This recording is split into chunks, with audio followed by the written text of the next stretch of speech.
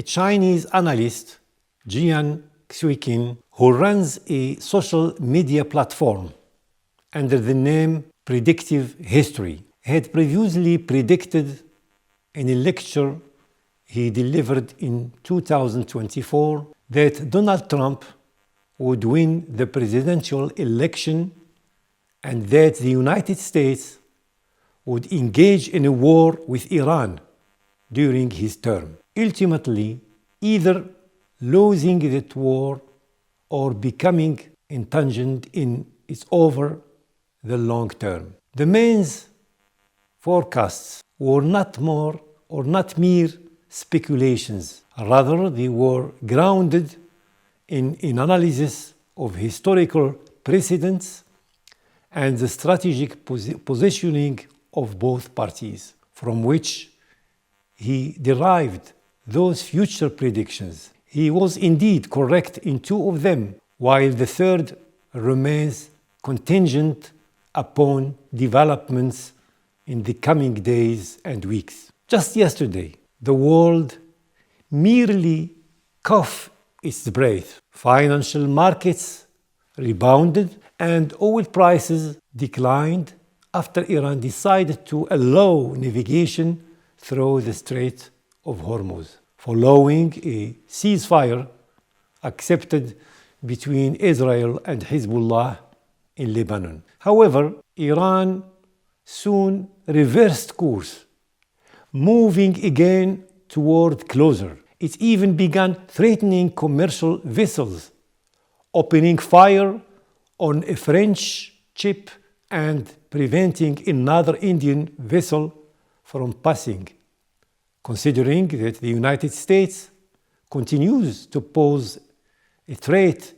to Iranian ports and impede access to its waters. Indeed, it has reportedly detained an Iranian vessel after opening fire on it. Thus, it has become clear that while advanced technology favors the United States, geography and strategic calculations favor Iran. What is unfolding where the level of negotiations or the ground resemble a game of chess in which both sides answer their places or maneuver their places for victory. Some observers believe that Iranian diplomacy has mastered the keys to this game, which it has been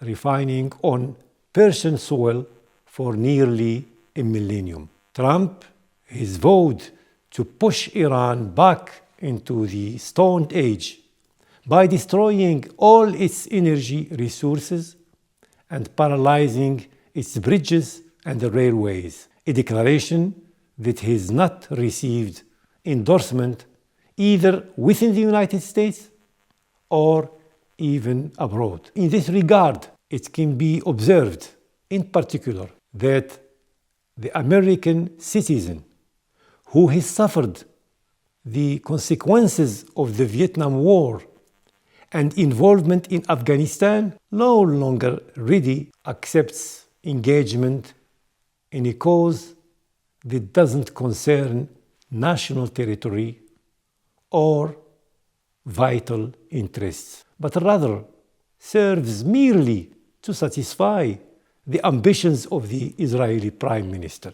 This could cost the Republican Party dearly in the upcoming November elections, especially if inflation rises and oil and gas prices surge. At the broader level, everything currently taking place falls outside the framework of international law and beyond the competent institutions, for most among them the United Nations Security Council. Consequently, the fate of peace and security now hangs in the balance. Nevertheless, it is legitimate to raise a number of questions whose answers may largely determine the next phase.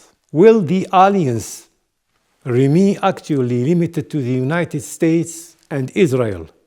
Or will NATO countries and Japan intervene? Or even Gulf states? Will other actors, namely China, Russia, and even North Korea, will maintain their position of non-intervention, or will they become involved, in particularly if the scope of the conflict expands and Iran is subjected to invasion or regime change? Will Europe, the old continent, will continue in its position of self-imposed marginalization at a time when rising powers such as Turkey, Pakistan, and even India are moving actually? And will it again align with the commitments framework of the obligations of the North Atlantic Treaty or even the Convention of Maastricht? Will the Gulf states remain or maintain their caution or their cautious stance toward the potential escalation, or they will be obliged to use self-defense under the Article 51 of the Charter of the United Nations?